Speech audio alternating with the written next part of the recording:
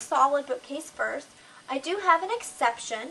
Up here at the top I have some polyester suedes, and they're in different colors. Polyester suede really works well to stitch sample embroidery designs on, and so I keep several different colors of that. These I just found at a discount price, and so I have them on hand if I ever need them. I also have felt over here. I love to stitch embroidery designs on felt. They really, really come out nicely, and so I have several different colors of felt here. Otherwise, all of my fabric is 100% cotton. Of course, this is felt, this is polyester suede, but all the other pieces in here are 100% cotton. My only other exception is I have a little collection right here of cotton polyesters. They're broadcloth pieces that I occasionally use, usually not in quilts, but for other things. And so I do have a few broadcloth pieces here. Other than that, everything's 100% cotton.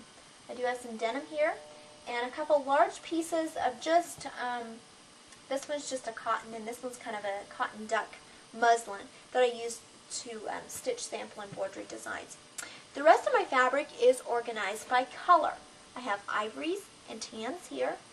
I have black and whites here, pinks, purples, yellows moving into golds and dark browns.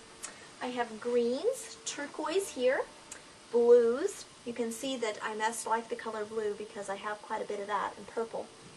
And then I have reds and peaches and some maroons down in this category.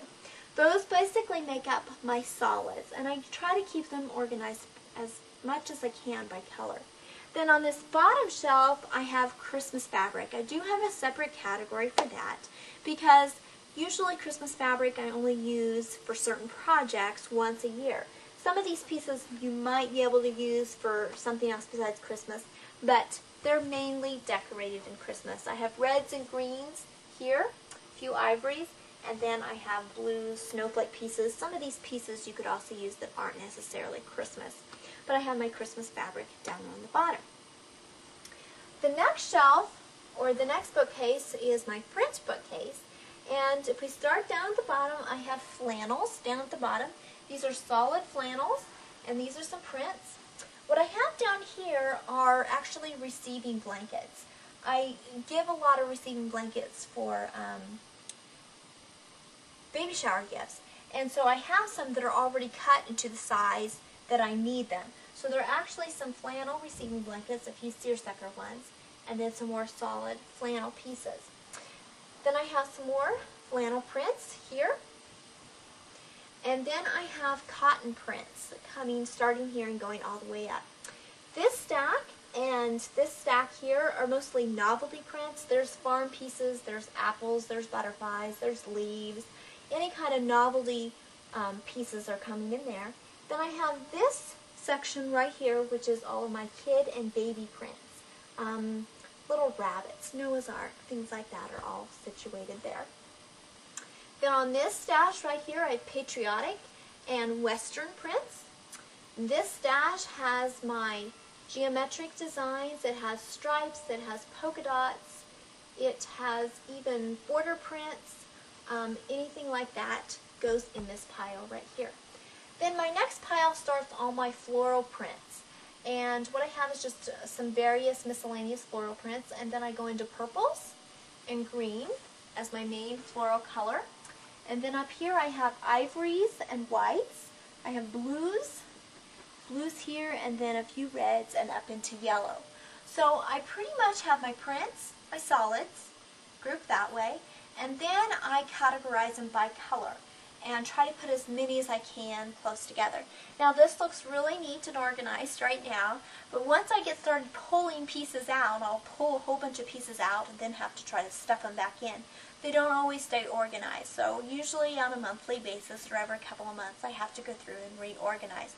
But the great thing about organizing your fabric like this is you can easily see what pieces you have. Folding them like this with the selvages to the back, you pull out this piece, and you can see this is about a yard piece. And what I've done is taken this yard piece, folded in half, lengthwise, folded in half, lengthwise again, and then I have the full width of the fabric here and I fold it in half with my selvages to the back and slip it right on that shelf. I have the folded edge peeking out so it looks nice and I can see exactly what I have. This has come in so handy. I can quickly at a glance see what I've got. Some smaller pieces kind of get tucked underneath, but you can kind of dig through them and see what you've got. The nice thing about doing this also is if I've gotten a lot of fabric out and I'm quickly needing to clean up or needing to shove my fabric back in, I can just shove it in the empty spaces here and here and here, close my fabric covers, and it's all hidden if I don't have time to sort it back the way it needs to be. So that's one thing that I have done for storing my fabric. It works really, really well. I used to store my fabric into large totes. I got so much that I couldn't do that anymore, and I probably should have another bookcase, but 2 bookcases is what I have, and it works pretty well. And that's the way I store my fabric, and it works well for me.